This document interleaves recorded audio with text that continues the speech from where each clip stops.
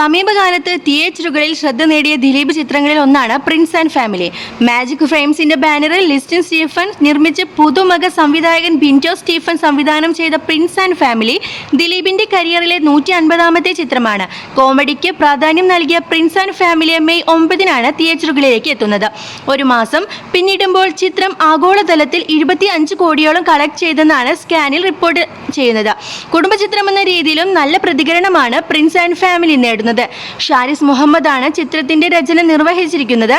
ഉപചാരപൂർവ്വം Gunda Jayan, Neymar, Janaganamana, Malayali from India എന്നീ ചിത്രങ്ങളുടെ chief associate ഡയറക്ടറായി പ്രവർത്തിച്ച ബിൻറ്റോ സ്റ്റീഫൻ സംവിധാനം ചെയ്യുന്ന ആദ്യത്തെ ചിത്രമാണിത്. ദിലീപിനൊപ്പം ധ്യാൻ ശ്രീനിവാസൻ, ജോൺ കുട്ടി ജേക്കബ്, ബിന്ദു പണിക്കർ, സിദ്ദീഖ്, മഞ്ജുപിള്ള, ഉർവശി, ജോണി ആന്റണി, അശ്വിൻ ജോസ്, റോസ്ബെന്ത് ജോയ്, പാർവതി രാജ, ശങ്കരാടി എന്നിവരും ചിത്രത്തിൽ ശ്രദ്ധേയമായ കഥാപാത്രങ്ങളെ അവതരിപ്പിച്ചു. രണ ദിവ്യയാണ് ചിത്രത്തിന്റെ ഛായാഗ്രഹണം നിർവഹിച്ചത്. പ്രിൻസ് ആൻഡ് ഫാമിലി C5 OTTയിൽ എത്തുമെന്നാണ് റിപ്പോർട്ട്. ഉടൻ സ്ട്രീമിംഗ് ആരംഭിക്കുമെന്നും സൂചനയുണ്ട്. അതേസമയം ചിത്രത്തിന്റെ OTT റിലീസുമായി ബന്ധപ്പെട്ട ഔദ്യോഗിക സ്ഥിരീകരണങ്ങൾ ലഭ്യമല്ല.